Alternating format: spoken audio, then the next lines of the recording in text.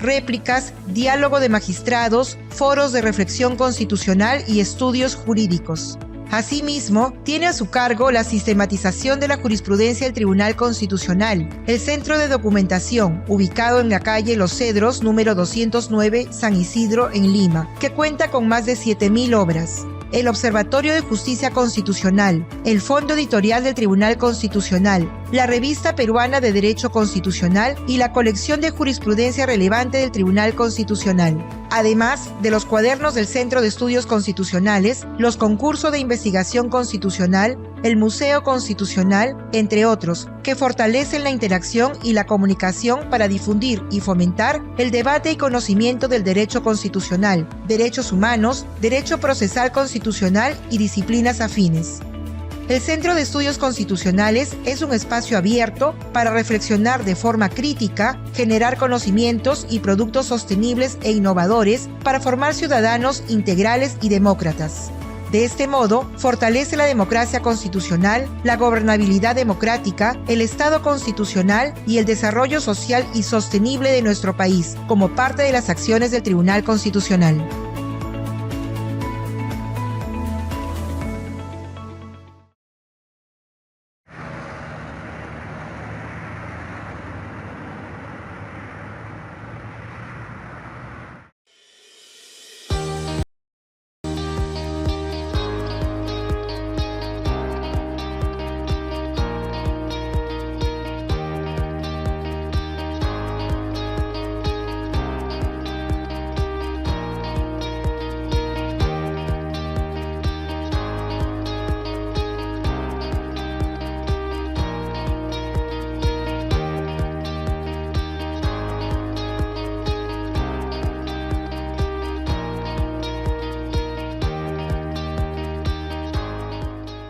Bien, muy buenas tardes con todas y con todos. A nombre del magistrado César Ochoa Kardich, director general del Centro de Estudios Constitucionales del Tribunal Constitucional del Perú, les damos una cordial bienvenida a la Conferencia Internacional Reforma Constitucional y Poder Constituyente.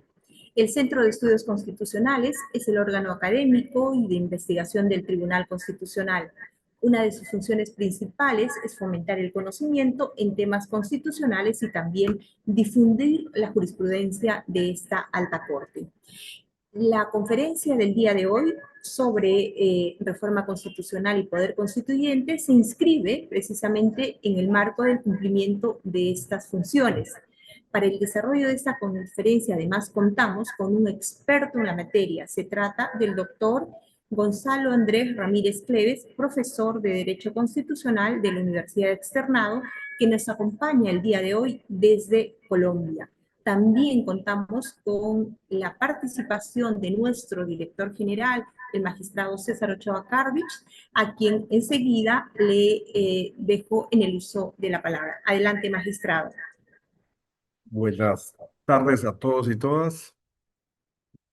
El saludo y el agradecimiento especial para el profesor Ramírez de la Universidad del Externado, que va a sustentar una conferencia magistral sobre el tema de la reforma constitucional y el poder constituyente. Muy importante su participación, más aún viniendo de Colombia, cuya jurisprudencia constitucional en estos temas es muy relevante, ¿no? Especialmente la llamada doctrina de la sustitución de la Constitución. Mi saludo a los colegas de la Universidad del Externado, a mi amiga Magdalena Correa, destacada constitucionalista, y sin más preámbulo, estamos deseosos de escuchar la ponencia del profesor Ramírez. Bien, muchísimas gracias, magistrado. Voy a hacer una muy breve presentación del CV del profesor Ramírez Cleves, pero en este momento entendemos que en América Latina y en Iberoamérica, en realidad, es una de las personas más conocidas porque está impulsando el 12º Congreso Mundial de Derecho Constitucional que se realizará en Colombia del 6 al 10 de julio. Por tanto, todos los constitucionalistas pues dirán que es obvio presentarlo, pero voy a hacer una muy breve presentación. Él es doctor en Derecho por la Universidad Complutense de Madrid y especialista en Ciencia Política por el Centro de Estudios Políticos y Constitucionales de Madrid. Es profesor titular de la Universidad Externado de Colombia con más de 18 años de docencia en las áreas de Derecho Constitucional, Filosofía del Derecho e Introducción al Derecho. Es investigador asociado de Colciencias y en la actualidad también miembro del Consejo Directivo de la Facultad de Derecho de la Universidad Externado, editor jefe de la revista Revista Derecho del Estado y miembro del Comité Directivo del Capítulo Colombia de la Sociedad Internacional de Derecho Público, ICON Colombia. Profesor Ramírez, para nosotros es un gusto tenerle. Bienvenido nuevamente. Adelante, tiene usted 45 minutos. Muchas gracias. Hola, buenas tardes. Un placer pues estar desde la distancia con ustedes. Al magistrado César Ochoa, saludarlo y agradecer su invitación al Tribunal Constitucional del Perú, al Centro de Estudios Constitucionales y obviamente pues a la doctora Quispe que nos ha estado también pues ayudando en todo lo que puede ser la logística y buscar el día que se va a dar esta conferencia. Entonces quiero agradecer muy especialmente a María Candelaria por toda su ayuda y de verdad un placer y un honor estar aquí con ustedes virtualmente. Yo quisiera también pues celebrar pues que estén enterados sobre las decimosegundo Congreso Mundial de Derecho Constitucional que se va a realizar acá en la región, en Colombia, en Bogotá, en el Externado de Colombia, del 6 al 10, como lo dijo María Candelaria. Estamos muy emocionados porque pues vuelve el Congreso Mundial a Latinoamérica, se había realizado de Derecho Constitucional, se había realizado en Chile, en México, y ahora nos toca el turno a Colombia. Destacar pues que la Asociación Internacional de Derecho Constitucional nos haya elegido y de verdad la Universidad Externado estamos muy emocionados y de parte de la Corte Constitucional Colombiana que también se unió como muchas universidades del país también a ayudarnos, pues estamos muy contentos de celebrar este congreso y los esperamos acá en Colombia con los brazos abiertos para intercambiar ideas, para generar discusión, para conocernos personalmente. Tenemos unos tribunales y unas cortes constitucionales que han hecho también jurisprudencia, que necesitamos dialogar entre nosotros y conocernos aún más para fortalecer esos lazos de unión. El tema, como lo decía el magistrado César, pues tiene que ver con el poder constituyente y la reforma constitucional, que básicamente es el tema que yo he venido trabajando desde hace unos años. Me gradué en la Complutense de Madrid bajo la dirección de Pedro de Vega, que trabajó estos temas y coincidencialmente yo le propuse también en su momento al profesor de Vega trabajar el tema de la reforma y los límites al poder constituyente y al poder de reforma. Ahora se ha puesto de moda el tema un poco en el mundo porque se han hecho procesos constituyentes, se han hecho reformas constitucionales, algunas veces pues que han superado, podríamos decir, esa idea de constitución material que podemos nosotros, digamos, tener como precedente quizás el artículo 16 de la Declaración de los Derechos del Hombre y del Ciudadano, que establece que toda sociedad que no divida los poderes, sino proteja los derechos, carece de constitución. Es allí donde se desarrolla la idea más fuerte de constitución material y ha venido siendo un presupuesto básico para hablar de constitucionalismo.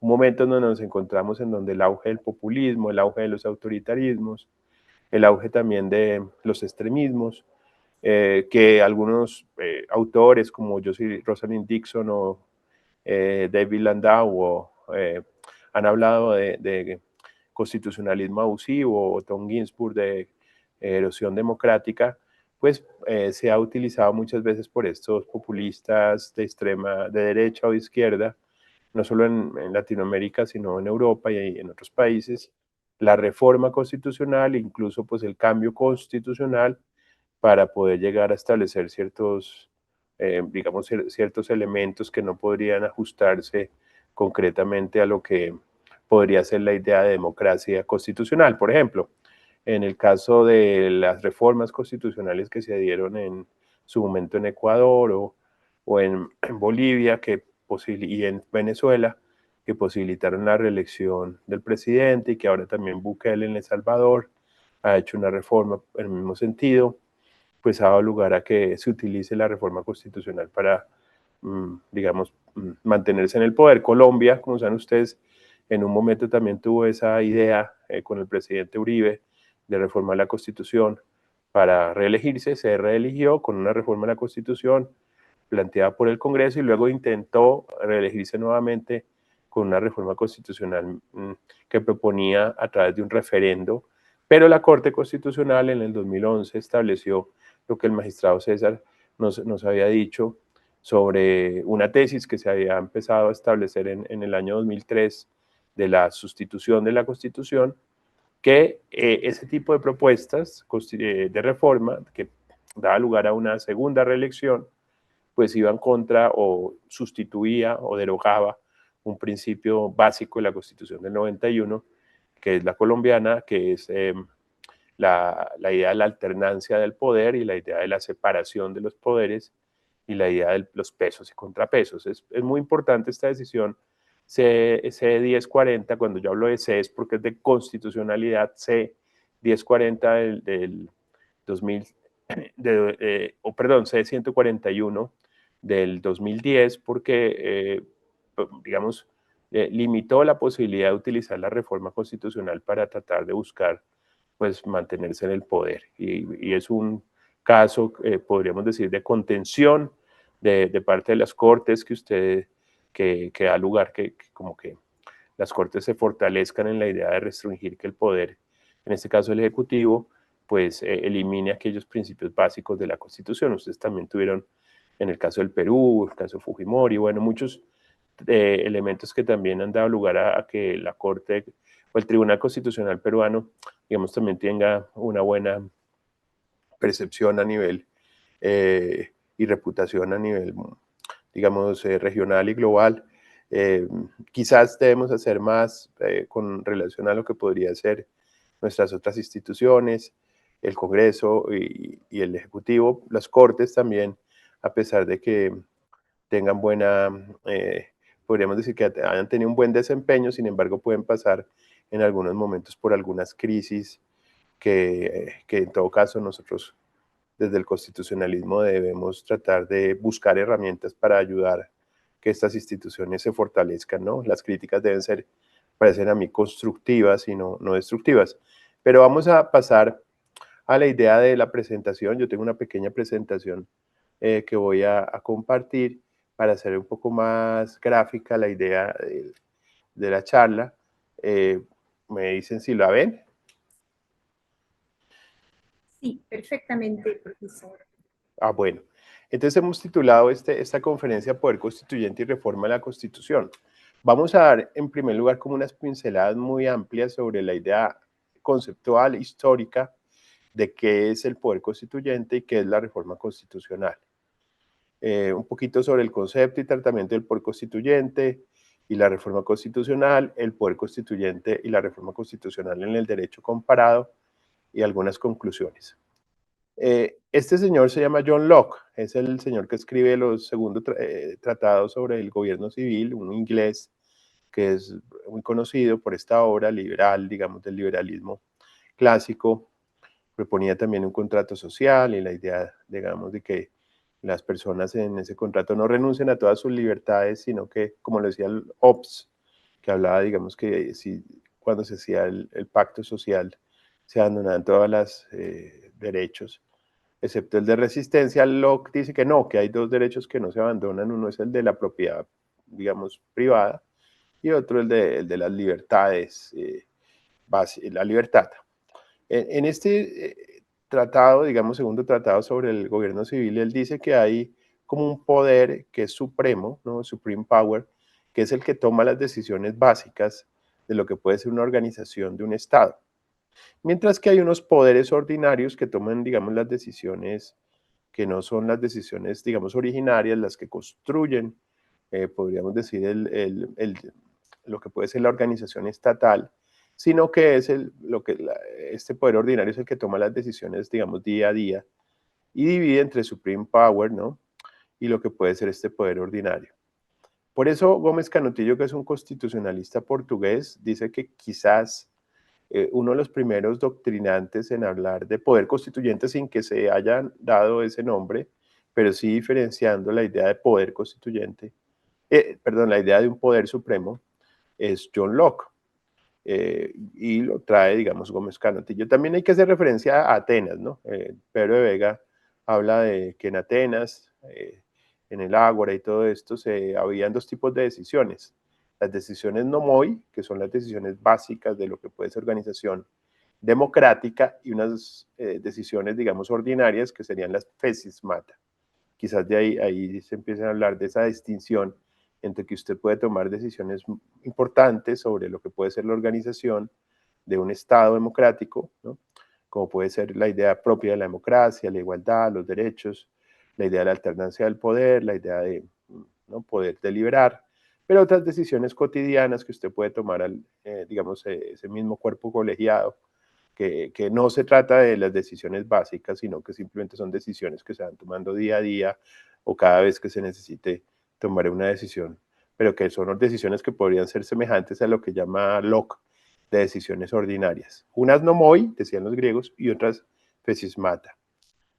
Otro autor que es muy importante y es amigo que trabaja el tema, que se llama Joel Colón Ríos. Joel es un doctrinante puertorriqueño que ahora está en Inglaterra, estuvo mucho tiempo en Nueva Zelanda, que ha hecho un trabajo muy, digamos, constante sobre la idea de poder constituyente. Tiene varios libros en inglés, algunos traducidos en español, también el Externado ha traducido algunas cosas de él, donde él hace, él saca, digamos, un poco la idea histórica de que hay un señor que se llama George Lawson, yo no lo conocía, que tiene un libro que se llama Política Sacra Civile, que también tiene esta idea de dos poderes, ¿no? El poder, digamos, unos poderes que podrían ser muy importantes, que son el poder constituyente de los poderes, digamos, un poder que puede establecer la Constitución, conformar los poderes, establecer el gobierno, pero que dicho poder puede llegar incluso a oponerse a lo que establecen los poderes ordinarios, ¿no? Este podría ser otro referente histórico de esta idea de que hay unos, y que ese poder, digamos, tiene la idea también de unos poderes de resistencia, pero realmente vamos a ir, digamos, diciendo que quien consolidó la figura del poder constituyente realmente fue Sieyès, en Francia, con la diferenciación entre poder constituyente y poder constituido.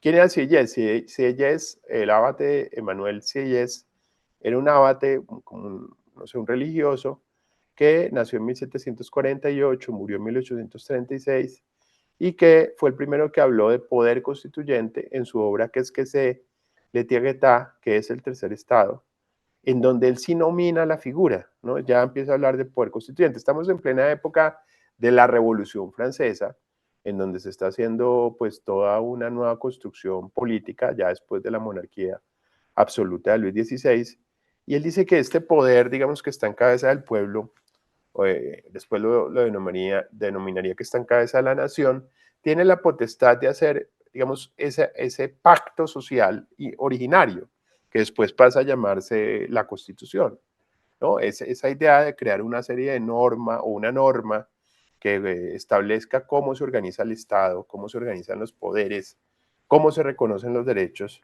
pues parte de una fuerza, ¿no? Y esa fuerza está en cabeza del pueblo y tiene un poder, ¿no? Por eso lo llama poder. ¿Y cuál es el poder que tiene? Pues el poder de constituir, el poder de realizar o fundar lo que podría ser esta nueva creación política que organiza el Estado y que después pasa a llamarse Constitución. De hecho, el nombre Constitución pues tiene que ver con esta idea de constituir o la idea de fundar algo nuevo, ¿no? Entonces, pues parte también de la idea que la Constitución es como algo que origina algo nuevo. Allí en esta norma que empieza a ser una norma, digamos, escrita, pues se van a establecer esos principios que ya anunciaba la Revolución Francesa, en la Declaración de los Derechos del Hombre y del Ciudadano, que es separar los poderes, organizar los poderes, pero también reconocer derechos. Los franceses se demoraron un poco más que los norteamericanos en establecer unas constituciones escritas, mientras que en Norteamérica se empezaron a dar las constituciones, o en los Estados Unidos particularmente, desde 1776, cuando en los artículos de la Confederación se dice que cada uno de los estados podría hacer su propia constitución, eran 13, y así los estados de Virginia, los estados de Nueva York, los estados de Massachusetts, etcétera, Rhode Island, Carolina del Norte, Carolina del Sur, los 3 estados originarios comenzaron a hacer sus propias constituciones, y es ahí, en esa época, en donde se empiezan a nominar esos documentos como constituciones. El nombre viene de Roma, Constitutio, pero llega a esta época, digamos, de la democracia liberal, y se empiezan a crear constituciones por medio de asambleas constituyentes, ¿no? Más o menos democráticas, aunque en la época estaban formadas solo por hombres blancos, podríamos decir, con alguna propiedad o algún nivel de educativo, que era una democracia censitaria, pero sin embargo, pues estos fueron los que empezaron a elaborar esta idea que después se convertiría en la idea de la Constitución. Sin embargo, dice Sieyès, y está experimentando todo esto en su propia vivencia, porque pues él está en la plena época revolucionaria. De hecho, creo que hacer una biografía de Sieyès puede resultar importante, porque como que nos pone en un contexto donde está la Revolución Francesa. Él después estuvo también en el triunvirato que hicieron con Napoleón Bonaparte, y después, digamos, también tuvo una vida muy relacionada con la política. Entonces, él dice, mire, hay un poder constituyente que está en cabeza en el pueblo, que toma las decisiones básicas, fundamentales, para poder hacer una constitución, por ejemplo, dividir los poderes, proteger los derechos, hablar de cómo se estructura el Estado, qué órganos de poder existe, ese es el poder que hace la constitución, pero una vez que se hace, digamos que se determinan esos poderes, pues llegan, esos poderes pues se vuelven poderes constituidos, porque ya están en la constitución. Y esos poderes constituidos pues empezarán también a ejercer las potestades que la propia Constitución establece. Por ejemplo, si una Constitución establece un Congreso, pues el Congreso empieza a ser un poder constituido porque ya está establecido en la Constitución, que empieza a hacer las leyes, y en algunos casos también podría que la Constitución establezca que este Congreso pueda hacer reformas a la Constitución. O el Ejecutivo, ya es un poder constituido, ¿no? El gobierno, en cabeza del presidente, ¿no? Si es un sistema presidencial, o ya si es un sistema parlamentario, pues hablará de un primer ministro, de un canciller, o de, ¿no? Estará ya entonces en cabeza de la idea de que también el Congreso puede elegir el propio gobernante, y también los órganos judiciales, ¿no? Se convierten en poderes constituidos. En principio, pues son unas cortes, ¿no? Que resuelven ciertos casos, pero también, y en Norteamérica se empieza a dar esta idea de que la Corte Suprema de Justicia, en el caso Marbury versus Madison, pues que podría hacer el control de constitucionalidad de las leyes. Toda ley que sea contraria a la Constitución podría llegar, o norma, podría llegar a ser no aplicada porque pues es contraria a la Constitución. Pero estos poderes son constituidos. Entonces, la importancia de Sieyès es que nos habla de un poder constituyente, que es el que elabora las decisiones básicas, y unos poderes constituidos. Pero, ¿qué se da cuenta Sieyès? Sieyès se da cuenta realmente que, y este es un cuadro de David, se llama el pintor, que es muy importante, ¿no? Pronto, pues no está a colores, realmente esto después le pintaron los colores en algunas iconografías. El cuadro es más o menos marrón, un bosquejo, pero ¿qué nos muestra David en ese cuadro? Nos muestra pues un hecho histórico que se llama el juramento del juego de la pelota. Estamos como el 14 de agosto de 1789. Recuerden que la Revolución Francesa empezó como 14 de julio, bueno, por esta época de 1789, con la toma de la Bastilla, pero acá ya están tomando las decisiones, ¿no? Porque pues están ya digamos, derrocaron al monarca Luis XVI, se tomaron el poder, podríamos decir, estos liberales, demócratas, y están tratando de construir algo nuevo, y están aquí tratando de liberar y formar alguna nueva forma de Estado. Pero si se fijan ustedes en esta iconografía, pues realmente podemos ver que están deliberando y están haciendo una serie, digamos, de acuerdos y una serie de discusiones. No podríamos decir el pueblo entero, porque pues sería imposible que todos los 5 millones, podríamos decir, de franceses estuvieran metidos en un lugar, sería imposible. Pero solamente está una parte de ellos, ¿no? Que parece que son personas que están muy bien vestidas, con su sacoleva, con su peluca, ¿no? Hay alguno por ahí que tiene un traje de clérigo, y después si usted se puede analizar, pues ahí está Robespierre, está Marat, bueno, algunos de los que conocemos de la Revolución Francesa. Estos son los que están tomando las decisiones.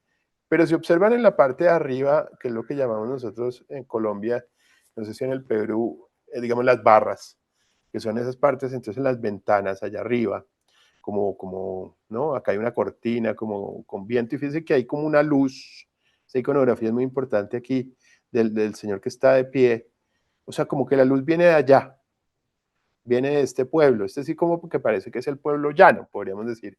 Ahí sí hay mujeres, ¿no? Y ahí sí hay personas que de pronto no sean tan educadas, que no tengan, digamos, la capacidad de poder estar allí deliberando porque no tienen, digamos, personas analfabetas o por alguna razón económica. No están tomando las decisiones, pero están allá contemplando, ¿no? Lo que hacen el resto, pero fíjense que sí hay como un destello, ¿no?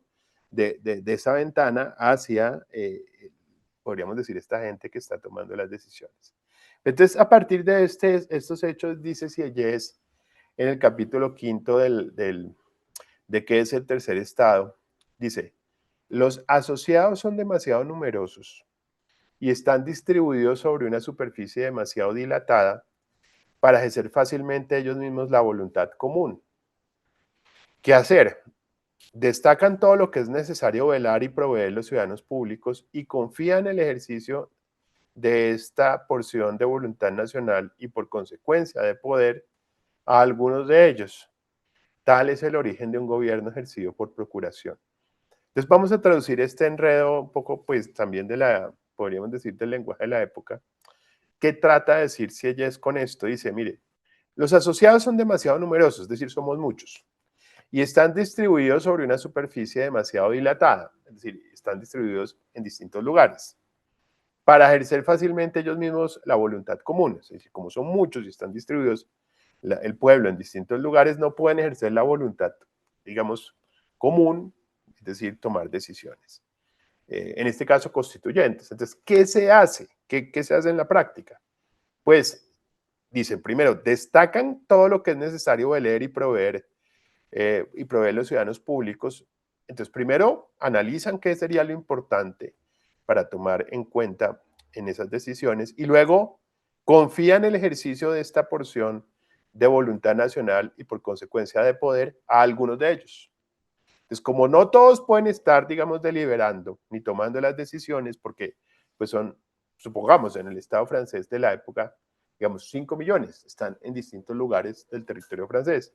No puede todo el pueblo estar metido en un solo lugar. ¿Qué se hace? Pues nombrar a unos representantes, como es lo que se hace normalmente con estas constituyentes. Vamos a nombrar a unos constituyentes que nos representen y que hagan la constitución por nosotros. Nosotros seguimos siendo el que tenemos el poder, somos el pueblo, pero ellos son los que nos van a representar, ¿no? Entonces, ellos son los que finalmente van a tomar las decisiones, pero con base en la voluntad que nosotros hemos decidido, los elementos que podrían ser importantes van a ser tenidos en cuenta.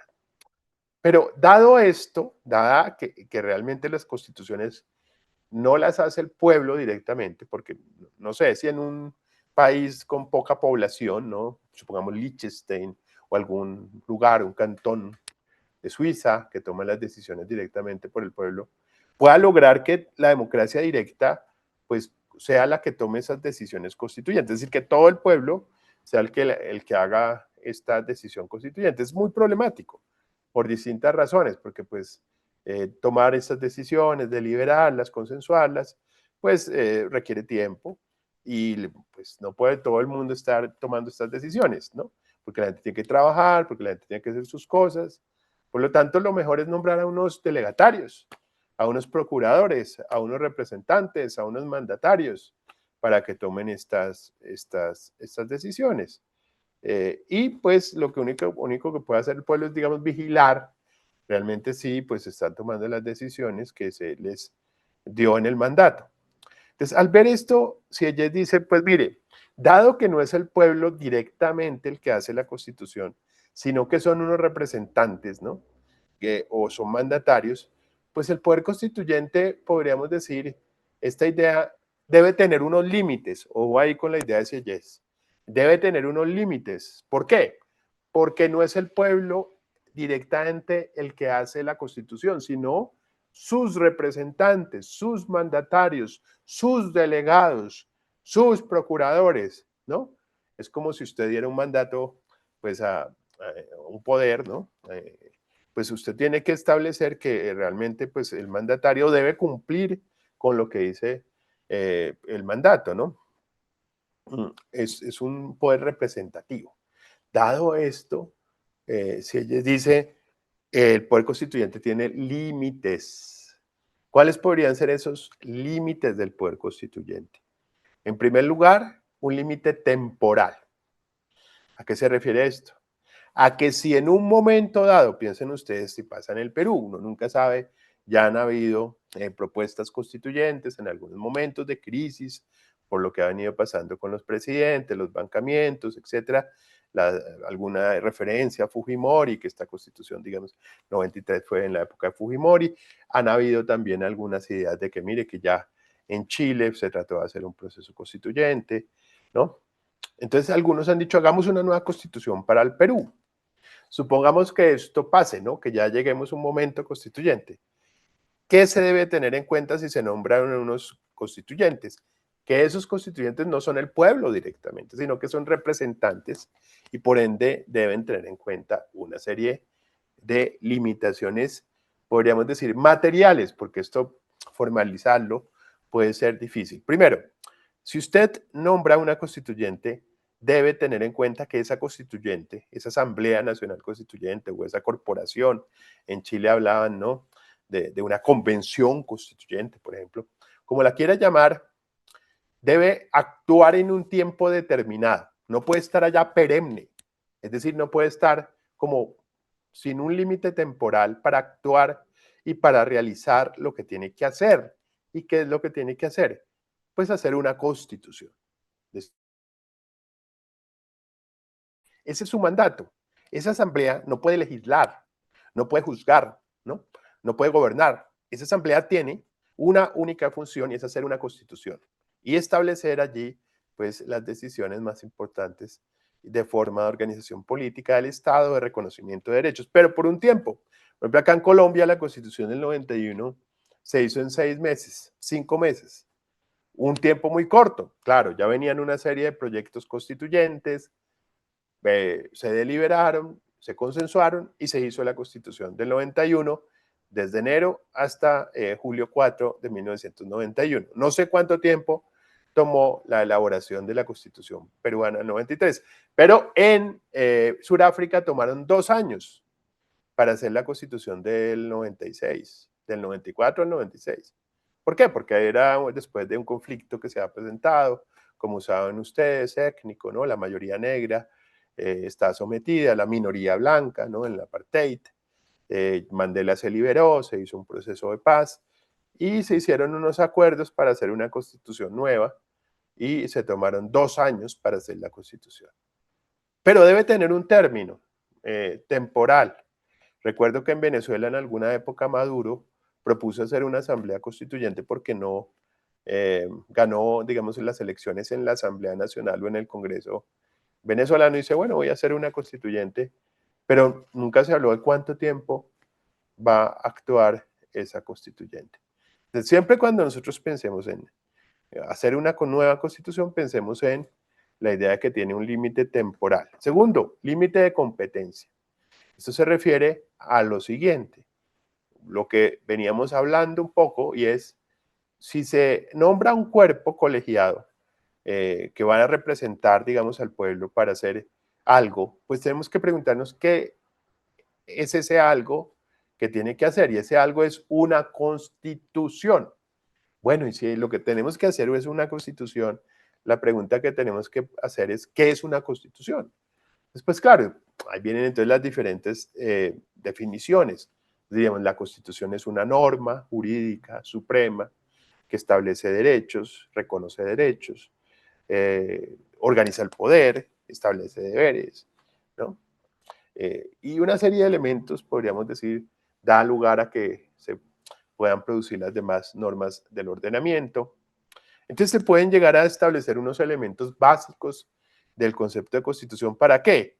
Para que cuando ese cuerpo de representantes vayan a hacer esa labor, pues tengan en cuenta que lo que tienen que hacer es eso y no otra cosa. Bueno, entonces el límite de competencia será eso. Ojo, constituyente, asamblea, convención, como la quiera llamar.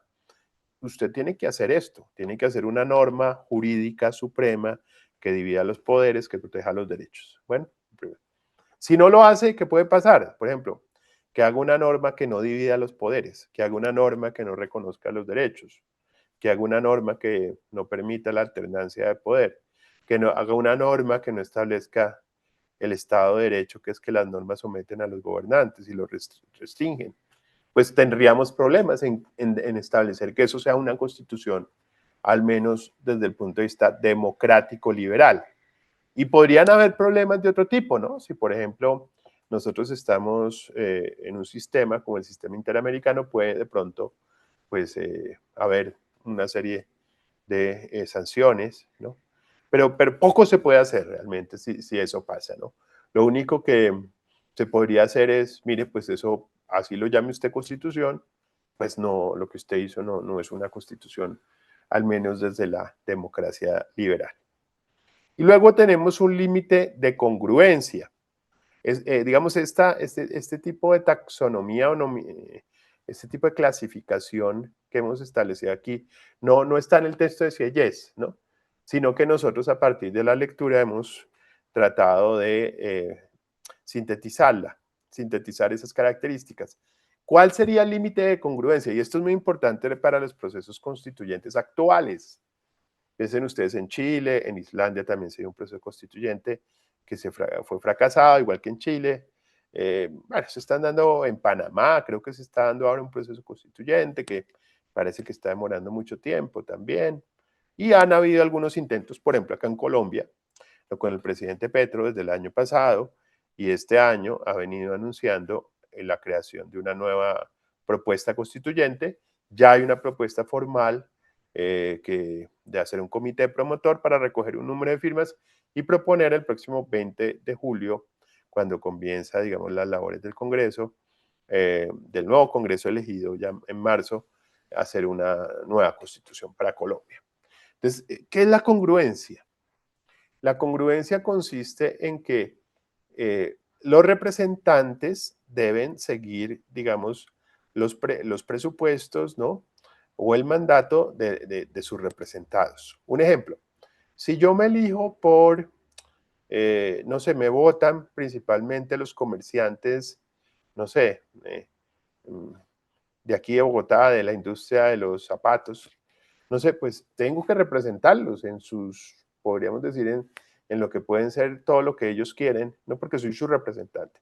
Si yo represento a las mujeres, si yo represento a los afros, si yo represento a los indígenas, si yo represento a los mineros, si yo represento, ¿no?, a los jóvenes, pues usted debe ser congruente con los que lo eligieron y tiene que tender lazos de comunicación constante, incluso en el proceso constituyente, para ver si las decisiones que usted está tomando pues son las correctas con relación a lo que podrían ser sus votantes, ¿no?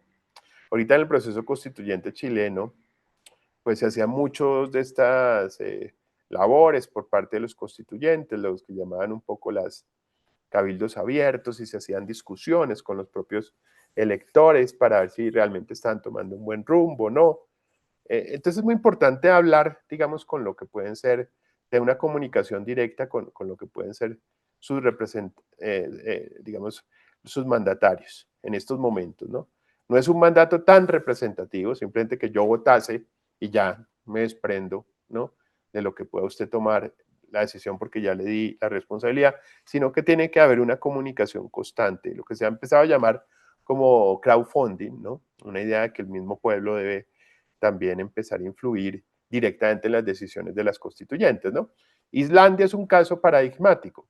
Islandia, después de una crisis que tuvo en el 2008 financiera, se empezó a crear una constituyente desde, podríamos decir, de la base, con discusiones, desde algo que se llama mini públicos, en donde se empezaron a dar las propuestas constituyentes, también utilizando todo esto de las redes sociales, utilizando también algo que acá en nuestra región no hemos utilizado, que es la sortition, ¿no? Como elegir cargos a través del sorteo.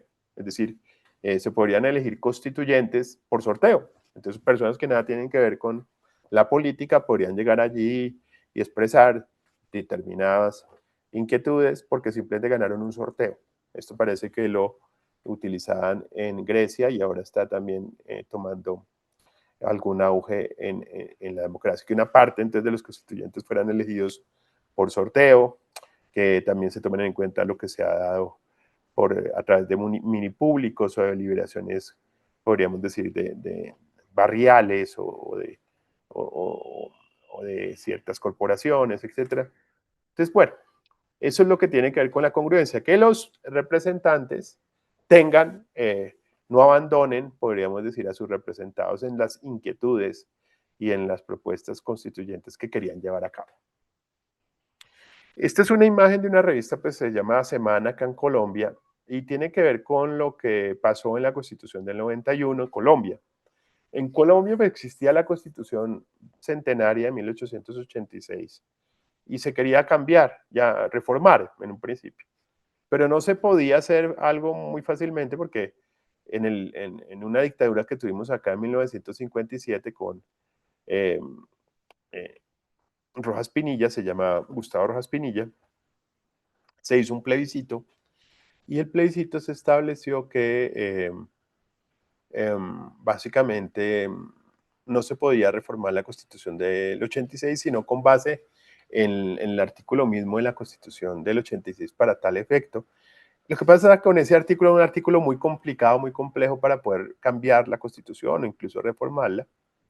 Y hubo algunos intentos de hacer unos mecanismos diversos, en el 80, en el 78, con el presidente Turbay, el presidente López. Pero la Corte Suprema de Justicia, cuando llegaba a esas propuestas, digamos, de la pequeña constituyente, había dicho que no era posible. ¿Qué pasaba en el 90-91? Pues ustedes lo saben, ¿no? Tienen ustedes la historia, digamos, del terrorismo, de Sendero Luminoso, de Tupac Amaru. Nosotros tenemos la historia aquí del narcotráfico, ¿no? También de las guerrillas. Pero el año 90, 89, 90, 91 fue muy sangriento acá en Colombia, digamos, los hechos, pues, que ustedes lo han visto en algunas series de Pablo Escobar y otros narcotraficantes, porque pedían la no extradición, dio lugar como una guerra entre el narcotráfico y el Estado, que causó, pues, una serie de muertos y asesinatos, por ejemplo, de 4 candidatos presidenciales y, para las elecciones del 90, y edificios, digamos, que se empezaron también a dinamitar, atentados terroristas, un avión en pleno vuelo, parece que también hubo un atentado contra porque se pensaba que ahí iba a viajar Gaviria, murieron más de 200 personas. Entonces esta era una situación muy, muy difícil. Entonces, después de una propuesta del presidente Virgilio Barco, que finalmente no fue aprobada por el Congreso, y después del asesinato de Luis Carlos Galán, que era el candidato presidencial más fuerte del liberalismo, el 28 de agosto de 1989, surge un movimiento estudiantil popular para pedir una nueva constitución que se llamó el movimiento de la séptima papeleta. César Gaviria empezó a tomar las banderas también de esta idea, se hizo una consulta popular en unas elecciones, podríamos decir en unas elecciones donde se elegían concejales, alcaldes, representantes a la Cámara, senadores, se incluyó informalmente una séptima papeleta pidiendo que se quería una nueva constitución. Esto no se contabilizaron los votos, algunos dicen que fueron más de 2 millones de papeletas, o 1.800.000, para la época eran bastantes. Pero Gaviria llegó con la idea de retomar esto, ¿no? Sus promesas de campaña era hacer una nueva constitución. Y lo primero que hizo fue un decreto de estado de sitio, que era un decreto de estado de excepción, pidiendo una constituyente, una Asamblea Nacional Constituyente para reformar 13 puntos de la Constitución, que en realidad eran los puntos neurálgicos más importantes de la Constitución, pero con 3 limitaciones. ¿Cuáles son las 3 limitaciones? No podían derogar los derechos fundamentales. No podían, perdón, derogar los tratados internacionales firmados por Colombia. Segundo, no podían derogar los cargos de los elegidos ese año, es decir, el mismo Gaviria que había sido elegido ese año no podían derrocarlo, y a los congresistas. Tercero, tendrían que hacer una constitución democrática liberal. Llegó esta propuesta a la Corte Suprema de Justicia, a la Sala Constitucional de la Corte Suprema de Justicia, y se esperaba pues que se utilizara el precedente de que esto no se podía, porque ya en 2 ocasiones se ha dicho que solamente con el artículo de la reforma constitucional del 86, de la Constitución. Pero sorpresivamente en este caso, la Corte Suprema de Justicia avaló la propuesta constituyente formulada por Gaviria, e incluso la avaló sin las limitaciones que se habían establecido allí, de que no se podrían violar los tratados internacionales, que no se podían revocar los cargos de elegidos democráticos ese año, y que pues tampoco, y la idea de que se hiciera una constitución democrática. ¿Por qué? Porque ellos tomaron la idea, me voy a adelantar un poco, de este señor, que se llama Carl Schmitt, que en un libro que se llama Teoría de la Constitución, él estableció que el poder constituyente es soberano, absoluto, ilimitado, y no tiene más límites que los que él mismo se imponga. Entonces, tomando esta definición, no la de Sieyès, sino la de Carl Schmitt, estableció que no podía tener limitaciones el poder constituyente. Sale esta portada de la revista Semana después de la decisión y dice, la constituyente un tigre suelto, ¿no? Como un tigre de Bengala, ¿no? Muy fiero que es un tigre suelto. Entonces dice, para los pesimistas, por el contrario, la decisión de la Corte Suprema de Justicia lo que hizo fue dejar un tigre de Bengala que en lugar de pasar dócilmente por entre 2 aros, puede terminar comiéndose a todo el circo, ¿no? Y un tigre de Bengala suelto es lo que representaba para muchos sectores el reciente fallo de la Corte, o sea, la Corte Suprema. En él se declaró exequible la constituyente e inexequibles las limitaciones del temario. Entonces viene lo interesante, nuevamente. Estamos analizando el concepto de poder constituyente. Dijimos que en el concepto de poder constituyente, Sieyès había establecido que el poder constituyente viene de la idea de la soberanía popular, pero porque realmente el pueblo no es el que hace la constitución, sino sus representantes, hay limitaciones. Y las limitaciones son temporales, competenciales y de congruencia. Pero Schmitt tiene otra idea, y la idea de Schmitt es que el poder constituyente sí está en cabeza del pueblo, y el pueblo, pues con base en las teorías, digamos, de la soberanía, en este caso utiliza, el pueblo soberano, y utilizando las teorías de soberanía de alguien que habló del concepto de soberanía cuando están en las, podríamos decir, en la época de los absolutismos, que escribe los 6 libros de la República, que se llama Jean Bodin, dice, la soberanía tiene unas características. ¿Cuáles son esas características? Para la soberanía significa un poder que por encima de él no existe otro poder. Por lo tanto, la soberanía es absoluta. También la soberanía es inescindible, no se puede ceder. Y la soberanía es indivisible, no se puede dividir. Y la soberanía, además, pues tiene que ver con un poder que podríamos decir que no tiene más límites que los que él mismo se imponga. Entonces, fíjense, lo que hace Carl Schmitt, es decir, como supuestamente, ¿no?, el poder constituyente está en cabeza del pueblo y el pueblo es soberano, pues el poder constituyente pues es ilimitado, es absoluto, es inescindible, es indivisible, es decir, las características de la soberanía que nos había hablado don Jean Bodin, ¿no? Muy astuto en esta construcción dogmática o construcción conceptual Carl Schmitt, que como saben ustedes, pues hace este libro en 1928, después tiene mucha afinidad con el nazismo. Pero es un autor que sigue siendo muy importante. Entonces, este concepto de poder constituyente de Carl Schmitt es el concepto de poder constituyente que se ha globalizado a nivel constitucional en la dogmática jurídica casi de todo el mundo. No el concepto de Sieyès, de un poder ilimitado, limitado a unos presupuestos. Lo que decía Sieyès es limitado a unos presupuestos de temporalidad, de competencia y de congruencia, porque el pueblo no actúa directamente, sino que actúan los representantes del pueblo. El concepto de poder constituyente de Carl Schmitt no toma en cuenta, podríamos decir, esta realidad de realmente cómo actúa una asamblea constituyente, ni se pone a pensar de que están distribuidas en distintos lugares y que son demasiados. No hace esta reflexión. Simplemente es una reflexión conceptual. La reflexión conceptual parte de la idea de que si el pueblo es soberano, y la soberanía significa ser un poder que no tiene por encima de ningún otro poder, que es absoluto, que es ilimitado, que es indivisible, que es inescindible, pues esas deben ser las características del poder constituyente. Pues este concepto es el que más se ha tenido en cuenta, y fíjense ustedes que la sentencia de la Corte Suprema de Justicia colombiana, que dio lugar a la Constitución del 91, tuvo en cuenta el concepto de poder constituyente, no de Manuel Sieyès, el creador del concepto, sino de Carl Schmitt. Es decir, con esta idea de que no pueden haber limitaciones, por ejemplo, las que se establecían en el decreto al poder constituyente.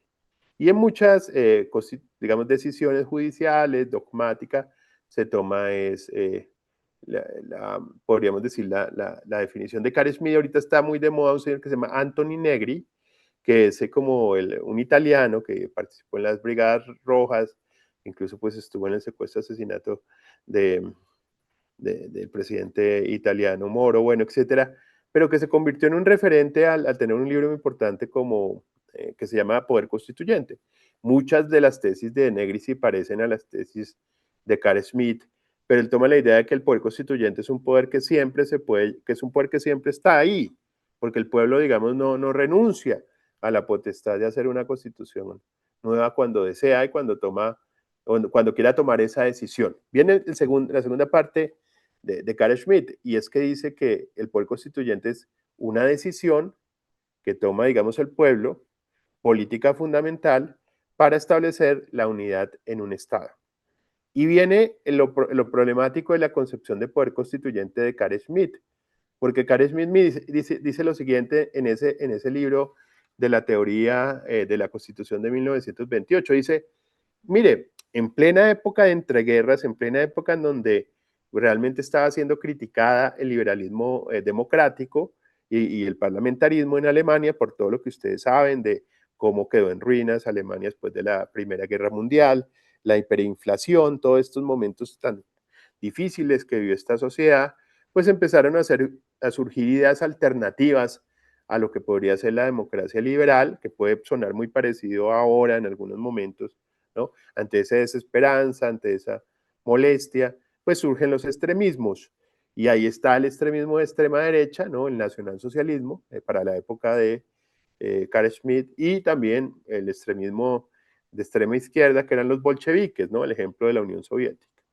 Entonces podrían tomar, entonces lo que dice Carl Schmitt es, mire, la Constitución de Weimar, que es la que él analiza, de 1919, es una constitución en donde se toma una decisión política fundamental, que fue establecer la división de poderes y la protección de derechos. Fíjense lo que dice él, es decir, que realmente la Constitución de Weimar está construida sobre la idea de la democracia liberal, que él califica de burguesa, ¿no? En un término como despectivo, pero que el pueblo alemán puede tomar otra decisión política fundamental a través de esa fuerza generadora que se llama poder constituyente, y que ahí está el ejemplo de Italia, ¿no?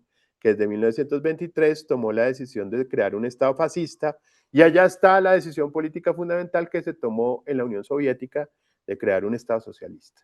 Por lo tanto, Alemania puede tomar otra decisión política fundamental con base en su poder constituyente que vaya, digamos, que sea diferente a esta decisión que tomaron en Weimar de la democracia liberal burguesa. Entonces, relativiza completamente la idea de que el poder constituyente deba ser una constitución democrática liberal con esas características de las que hablábamos y que se hablaba en el finales del siglo XVIII, principios del XIX. Es decir, la democracia se construye con base en las ideas revolucionarias también, podemos decir, de la burguesía liberal, pero con base también en esas ideas democráticas liberales. Dice, no, esa idea de construir una constitución democrática liberal es tan solo una de las decisiones que puede tomar el poder constituyente. Puede tomar otro tipo de decisiones que organicen los estados. Y aquí esto puede ser muy problemático desde el punto de vista de la relativización de la idea de la constitución. Es decir, una constitución para Schmitt no sería simplemente una idea de división de poderes y protección de derechos, sino que también puede ser un Estado totalitario, un Estado absolutista, un Estado socialista, que no reconozca derechos y que no divida los poderes. Problemático entonces su concepción. Sin embargo, como les digo, es la concepción que se ha globalizado. Ahora, vamos con unos autores más contemporáneos. Se está quedando el tiempo, lógicamente, esta presentación se quedó muy corta porque pues, pero voy a hablarles de poder constituyente y creo que enfocarse en esto es importante. Viene ese señor que se llama John Elster, quizá ustedes los conozcan, de un libro que se llama Ulises y las sirenas, que es muy importante, ojalá se lo lean también, este señor es un politólogo, un sociólogo, donde él dice, mire, empieza a utilizar esta idea de Ulises y las sirenas, ¿no? Y Homero en la Ilíada, ¿no? Y en la Odisea principalmente, en donde Ulises va como andando, ¿no? Recuerden que él estuvo como viajando por mucho tiempo, Penélope estaba esperándolo, ¿verdad? Y entonces llega un momento en donde él está pasando por un lugar en donde todo el mundo sabe que es muy peligroso porque cantan unas sirenas. Y bueno, no pasa nada que canten las sirenas, sino que lo que pasa es que cuando cantan esas sirenas, los marineros y todos los que pasan por ahí como que se encantan de esos cantos de sirenas y se tiran al mar a buscar a las sirenas. Y se ahogan, o sea, no aparecen más, no se sabe qué pasa con esas personas. Entonces este lugar es es un lugar peligroso.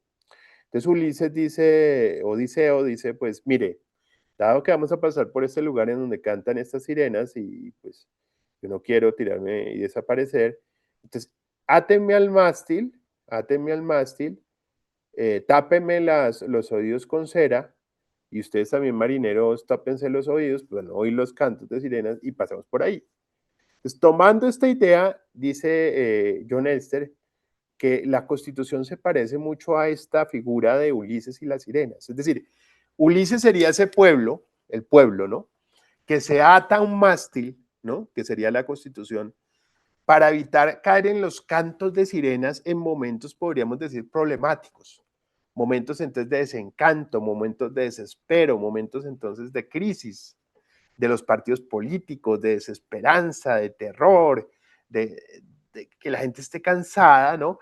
Y entonces hayan tentaciones, podríamos decir, autoritarias, tentaciones entonces no democráticas.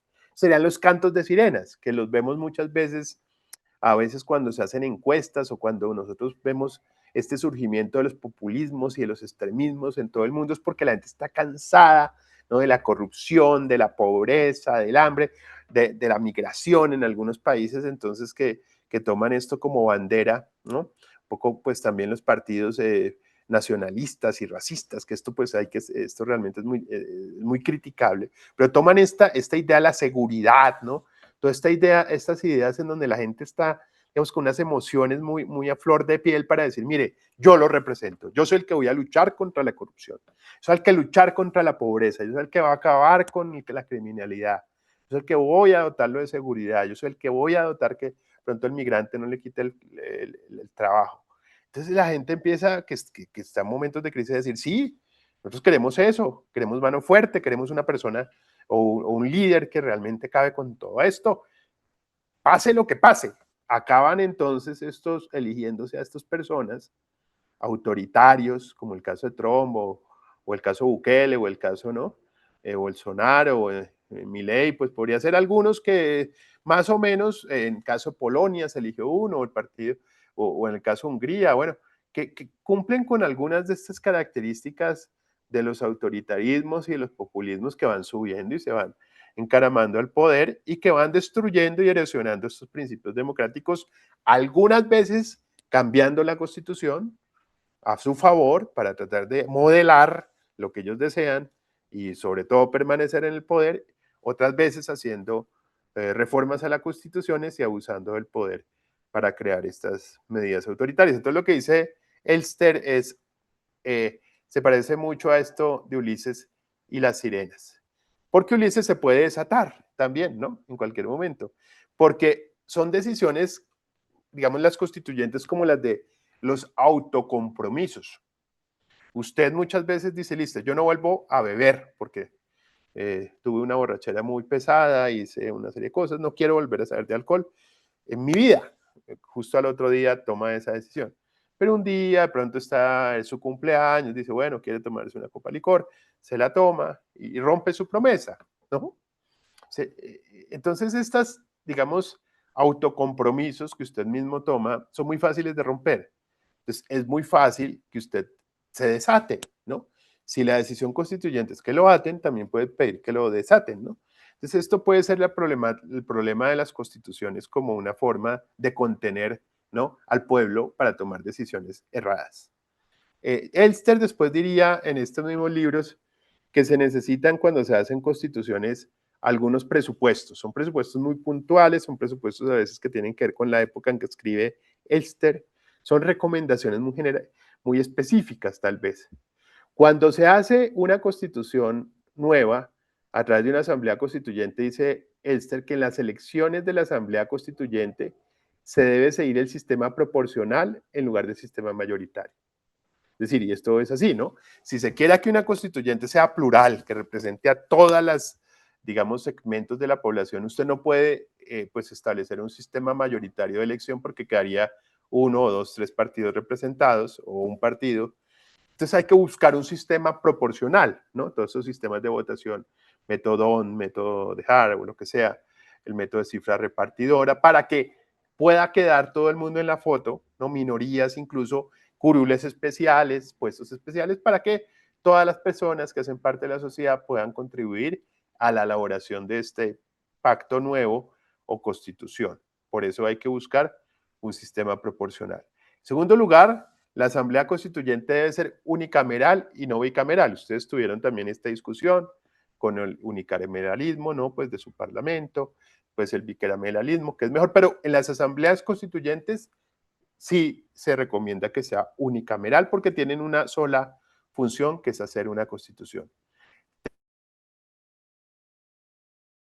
La asamblea no debe deliberar en la capital del país. Bueno, esto ya, por ejemplo, en la Constitución de Ecuador del 2008, deliberaron en Montecristi porque allá era la ciudad de Alfaro, tenía un sentido lógico. Nosotros tuvimos una constitución que se hizo en Río Negro, otra que trataron, o sea, una ciudad muy pequeña al lado de Medellín, pero no en la capital. Pero esto tiene más que ver con la idea de que no haya presiones a la constituyente, ¿no? Por ejemplo, por parte de las fuerzas militares. Tercero, que el papel de los expertos debe reducirse al mínimo, dice Elster, es decir, sí deben haber constitucionalistas, profesores de derecho constitucional, politólogos, expertos en constituciones, pero no todos pueden ser, pues, expertos en constituciones los que hagan una constitución, o economistas, o, ¿no? Tiene que haber gente del común, tiene que haber personas comunes y corrientes, digamos que también tengan otras profesiones, indígenas, afros, tienen que haber, digamos, el sistema paritario, es decir, la constituyente es el pacto, podríamos decir, más importante que realiza una sociedad y no la deben hacer solamente los expertos. Quinto, la asamblea debe trabajar con un tiempo, con un límite de tiempo determinado, que es un poco la idea también de Sieyès, y la constitución no debe entrar en vigor sino después de un tiempo de ser adoptada, que es algo que básicamente, pues, como que dejar un momento de espera mientras se conoce la Constitución. Realmente, pues, estos presupuestos, hay otro autor que se llama Arato, Andrew Arato, que critica esta propuesta no lo tengo, digamos, en la diapositiva, pero lo que él critica realmente es esto, ¿no? Que sea tan puntual, y más bien dicen, no, busquemos esos presupuestos generales, digamos, de legislación, más bien que la constituyente pues realmente, digamos, sea visible, sea transparente, que todo el mundo sepa lo que está haciendo, que hayan unos medios de comunicación o una comunicación que se haga público lo que están haciendo en el proceso constituyente, ¿no? Que sea democrática la deliberación, que se tenga en cuenta el principio, digamos, de democracia deliberativa, pero no estos presupuestos tan generales que solo problematizarían, digamos, la idea de poder constituyente. Ya se está cumpliendo el tiempo, yo no quiero abusar tampoco de la idea. Voy a simplemente terminar con la idea que nos decía el magistrado sobre la sustitución de la Constitución en Colombia.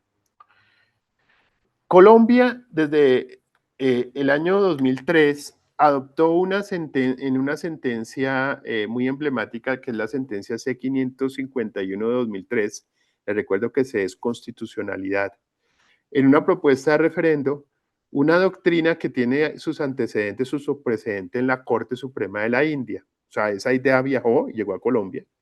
Esto, Migration of Constitutional Ideas. Nosotros no tenemos cláusulas pétreas, tampoco lo tiene Perú, ¿no? Como sí lo tiene la Constitución brasilera, la Constitución alemana, la Constitución francesa, la Constitución italiana, la Constitución portuguesa, la Constitución de Salvador, aunque ya pues con Bukele un poco están arruinados sus principios. E incluso la Constitución venezolana y ecuatoriana tienen cláusulas pétreas. ¿Qué son cláusulas pétreas? Unas cláusulas que no permiten que determinados principios básicos o valores de la propia Constitución sean cambiados. Por ejemplo, la Constitución alemana de 1949, la Ley Fundamental de Bonn, establece que no se puede cambiar, por ejemplo, el Estado Social de Derecho, o que no se pueden cambiar los derechos fundamentales, o que no se puede cambiar también, diría, el Estado federal. Son tres elementos básicos de la Ley Fundamental de Bonn que no se pueden cambiar.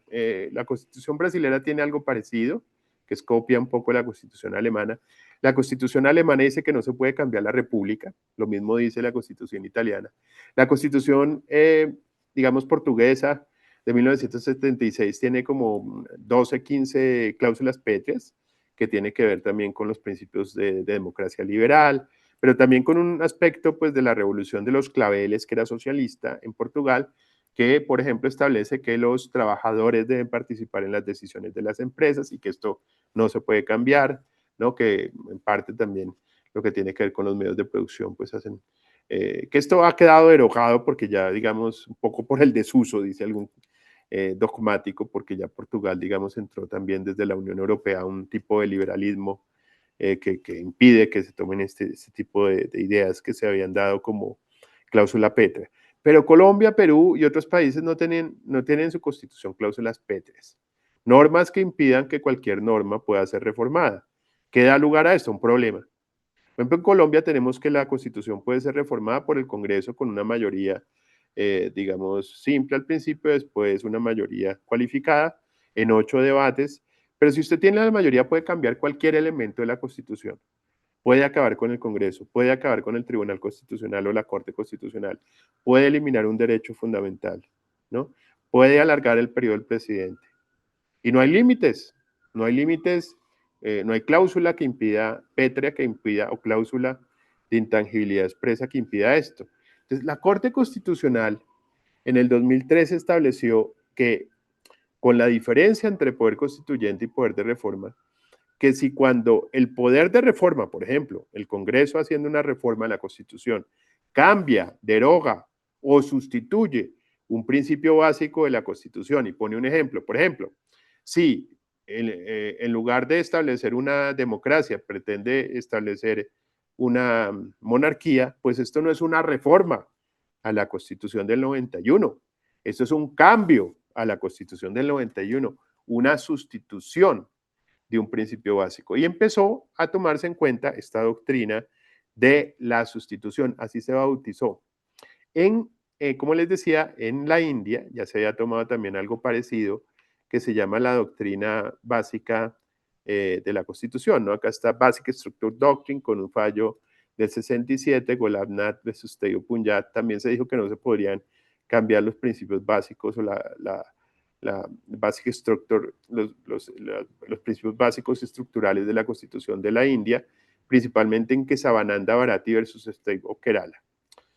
Al principio se hablaba de derechos fundamentales, pero después se habló de estructura básica y ha tomado 8 decisiones que declaran inconstitucional reformas constitucionales porque supuestamente van en contra de principios básicos. Pues en Colombia también se tomó esta idea y hasta la fecha se han dado 10 decisiones jurisprudenciales que han declarado inconstitucionales reformas a las constituciones, a la Constitución del 91 total o parcialmente.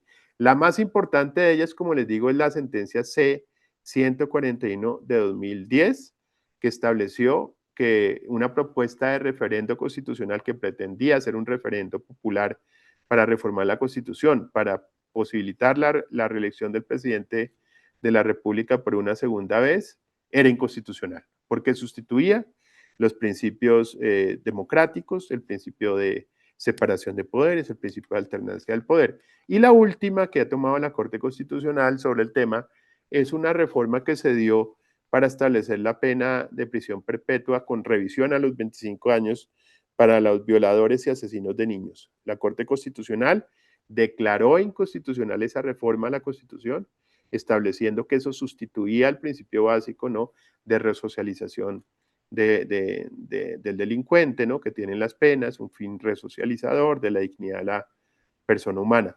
Pero pues ha tomado otras decisiones que tienen que ver con este tema. También en el proceso de paz que se hizo con las FARC se declararon inconstitucionales parcial o totalmente ciertas reformas a la Constitución que se han dado con este mecanismo. ¿Cómo limitar, ¿no?, que la Corte Constitucional pues simplemente no decida caprichosa o arbitrariamente cuáles son esos principios básicos o estructurales? Porque ninguna de ellas ha establecido un listado. Lo que ha hecho la Corte simplemente es establecer la idea de que cada vez que se presente una demanda o un control automático, va a definir si se está sustituyendo o no de acuerdo a la demanda de inconstitucionalidad o de acuerdo al análisis, digamos, integral de constitucionalidad, teniendo en cuenta unos un test, ¿no?, una metodología en donde se analiza cuál es el principio básico de la Constitución del 91, si se está introduciendo un principio diferente y si ese principio diferente deroga, cambia o sustituye la Constitución, el principio básico que se había determinado. En algunas ocasiones, pues, se ha establecido que realmente se está sustituyendo la Constitución, en otros casos no. Entonces yo creo que con esto pues termino, básicamente tampoco los quiero agotar. Estas son las sentencias, digamos, de las metodologías y bueno, y agradezco por la invitación. Muchísimas gracias al profesor Gonzalo Ramírez Cleves por esta conferencia. También quisiéramos agradecer a las 1.154 personas que se han inscrito a esta conferencia y a las 457 que nos han acompañado a través de las plataformas Zoom y también a las otras que nos han acompañado a través de las redes sociales. Seguidamente tenemos la participación del magistrado César Ochoa Cardiff, quien hará un breve comentario y alguna otra pregunta al profesor Gonzalo Cleves. Adelante, magistrado. En primer lugar, para agradecerle al profesor Ramírez su ponencia tan completa sobre un tema tan complejo. A propósito de la experiencia colombiana, la formación de la Constitución de 1991, ese proceso de la séptima papeleta, me han venido algunas reflexiones. En el Perú tenemos 2 artículos sobre reforma de la Constitución. Uno, dentro del capítulo de derechos políticos y de los deberes, artículo 32. Pueden ser sometidas a referéndum, numeral 1, la reforma total o parcial de la Constitución. Y de otro lado, en el título 6º, ya al final de la Constitución, título de la reforma de la Constitución, con ese epígrafe, ¿no? Toda reforma constitucional debe ser aprobada por el Congreso con mayoría absoluta del número legal de sus miembros y ratificada mediante referéndum. Puede omitirse el referéndum cuando el acuerdo del Congreso se obtiene en 2 legislaturas ordinarias sucesivas. Este artículo ha sido modificado, ¿no? Porque se ha creado una nueva estructura bicameral y se exige que toda reforma constitucional debe ser aprobada con mayoría absoluta del número legal de miembros de cada Cámara. Esa es la diferencia. Y esta reforma va a entrar en vigencia con el nuevo proceso electoral. Siempre se habla en el Perú de si hay o no un momento constituyente, ¿no? Ese es el concepto. Entonces, a partir del artículo 32, hay quienes sostienen el 32 que dice pueden ser sometidas a referéndum la reforma total o parcial de la Constitución. Es posible, mediante el mecanismo del referéndum, consultar directamente a la ciudadanía si quiere o no una asamblea constituyente, porque la palabra asamblea constituyente, el concepto de asamblea constituyente, no existe en el texto constitucional. Y de otro lado, el artículo 206, que señala que toda reforma constitucional, hay quienes entienden, se refiere a toda reforma parcial. El legislador entiende que es toda reforma. Debe ser aprobada por el Congreso. Entonces, si es así, solamente el poder constituido podría impulsar una reforma total de la Constitución, ¿no? Mientras que quienes sostienen lo contrario apelan al artículo 32, ¿no? Que sí es posible, a través de este artículo, convocar, digamos así, a un poder constituyente.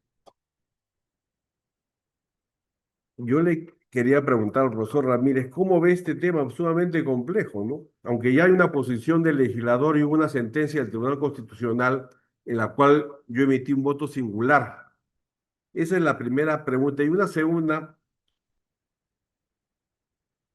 esta doctrina de la sustitución de la Constitución es muy importante.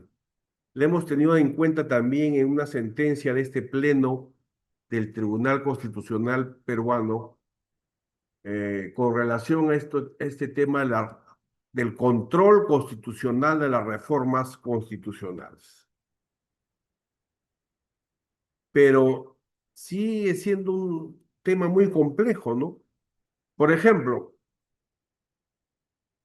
la Constitución de 1993 del Perú establece una estructura unicameral del Parlamento.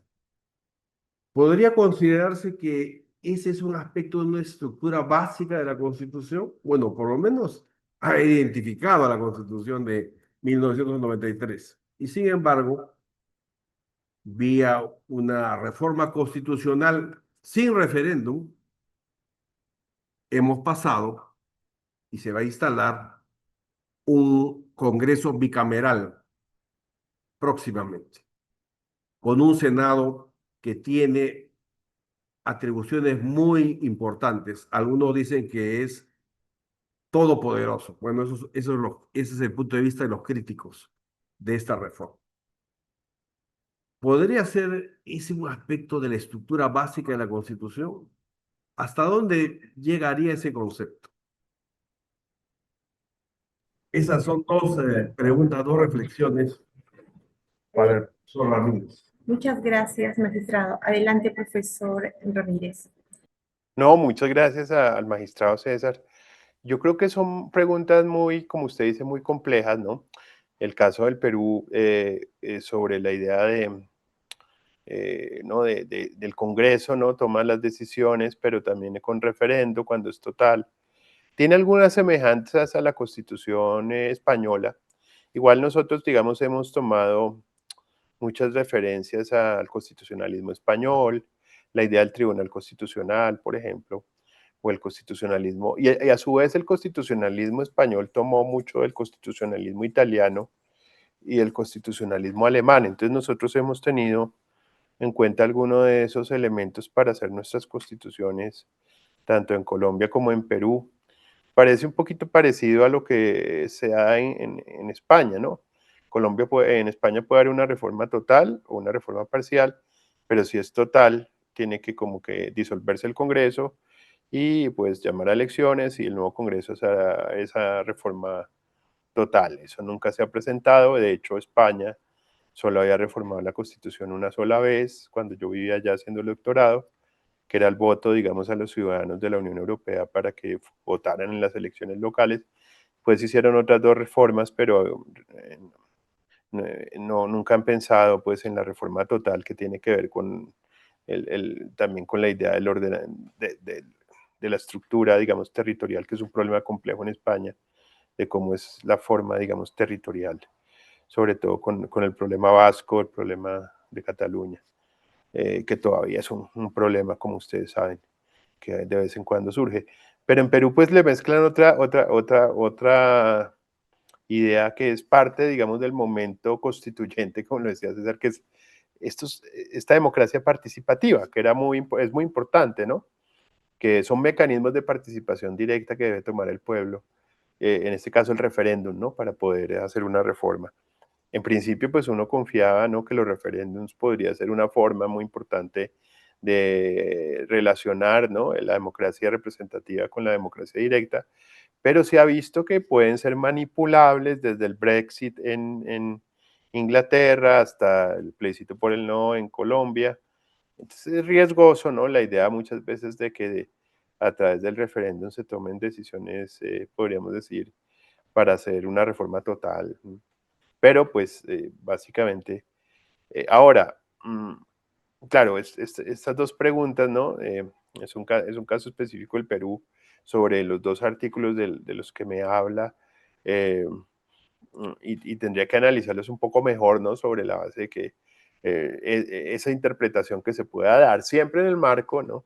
O el magistrado mismo lo sabe, del enorme campo que nos da la interpretación, ¿no? Así es. Porque la literal podría ser una, pero la teleológica otra, la sistemática, incluso con el entramado del derecho internacional interamericano, pero podría darse bastantes juegos sobre qué significa estos mecanismos. Y ya con la idea ya muy compleja que me hace la pregunta directamente, hacer un cambio de un sistema unicameral a un sistema bicameral sustituiría la Constitución peruana del 93. Entonces yo diría, pues que no, pues diciendo un poquito que, pues siendo colombiano, pero de pronto para un peruano diría sí, porque es que este Senado que se está, como usted está diciendo, pues va a tener unos superpoderes que entonces va, no sé, a ser muy problemático.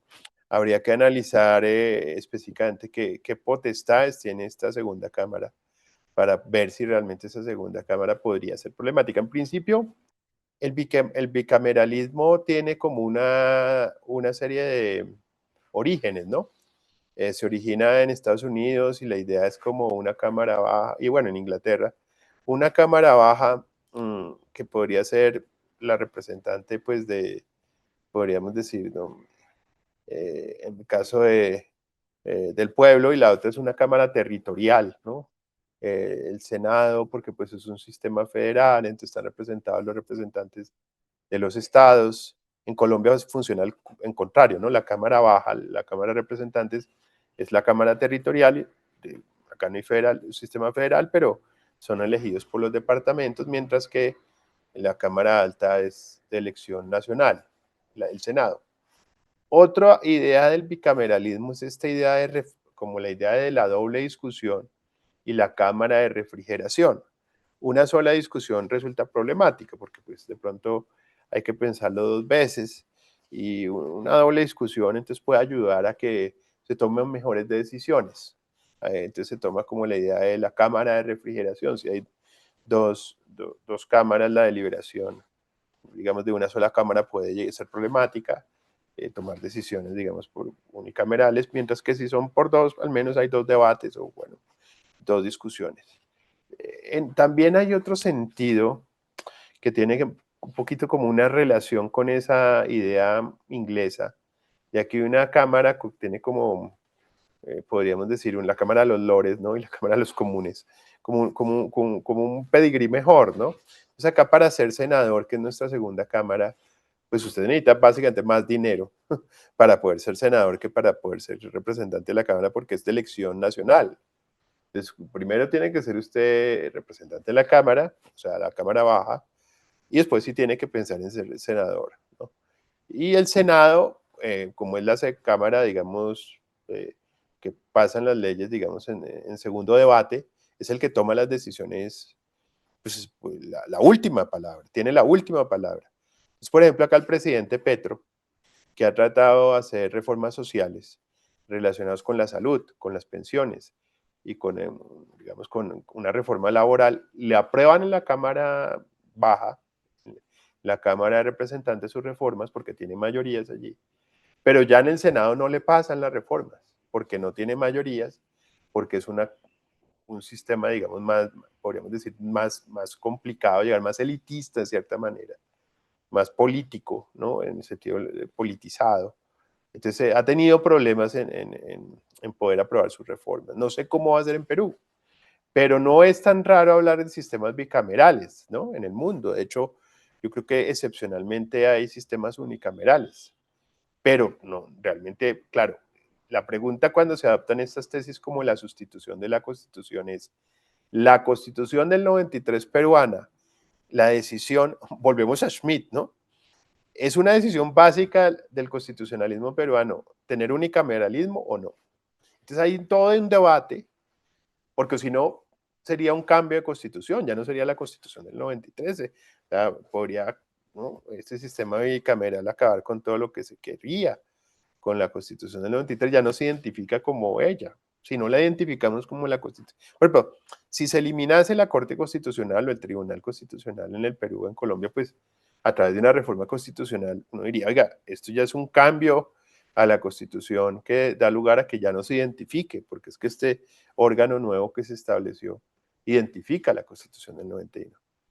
Lo mismo se discutió con la reelección 1, acá en Colombia, y parte de los argumentos se dijo, pero es que una reforma a la Constitución que establece una reelección por una sola vez, si mire, Estados Unidos también tiene la reelección por una sola vez, es el país, digamos, más tradicional, con una democracia más vieja, con la Constitución más vieja. Pero cuando nosotros nos dimos cuenta, cuando se hizo esa reforma constitucional, lo que representaba que un presidente se eligiera pudiera tener reelección, en una constitución que estaba diseñada para periodos de 4 años, fue muy problemático, porque es que el presidente podía elegir al fiscal, ternar al fiscal, que era el que lo iba a juzgar, pero supuestamente iba a juzgar al presidente siguiente, no a él mismo. Podía elegir magistrados de la Corte Constitucional. Entonces terminó eligiendo pues más de lo que se había previsto.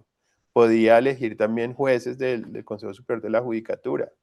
Podía elegir ternas para los órganos de control. Entonces se convirtió en un superpoder por solo ese articulito, como llamaba el presidente Uribe, que se reformó. Entonces, claro, los efectos a posteriori pueden ser también una forma de mirar si realmente hubo un cambio o no de lo que se ha previsto. Perfecto. Muchísimas gracias, profesor Ramírez. Quisiéramos agradecerle de manera especial la diferencia que ha tenido con el Centro de Estudios Constitucionales, porque sabemos que tiene una agenda muy apretada en estos días. De hecho, nos hemos quedado un poquito más del tiempo, así que muchas gracias. Como habíamos señalado, una de las funciones principales del Centro de Estudios Constitucionales es fomentar el conocimiento en temas constitucionales. Con la magnífica conferencia del día de hoy cumplimos plenamente ese objetivo. Quisiéramos reiterar también nuestro agradecimiento a todas las personas que nos han acompañado el día de hoy e invitarles a nuestras próximas actividades. El 19 de febrero tendremos con nosotros desde Madrid al profesor Javier García Roca, catedrático de Derecho Constitucional de la Universidad Complutense de Madrid, que abordará un tema importante como el diálogo entre el Tribunal Europeo de Derechos Humanos y los tribunales constitucionales. El 5 de marzo iniciamos el ciclo de conferencias por el Día Internacional de la Mujer con la participación de la doctora Liliana Salomé, profesora de la Facultad de Derecho de la Pontificia Universidad Católica, que abordará el tema Los derechos de las mujeres en la jurisprudencia del Tribunal Constitucional del Perú, una reflexión a partir de una sentencia bien importante recaída en el expediente 2038-2023 Amparo. De este modo, entonces, damos por cerrada la sesión, reiterando nuestro agradecimiento a nuestro ponente, al profesor Ramírez Cleves, y también al magistrado César Ochoa Carlos. Muy buenas tardes con todas y con todos. Gracias.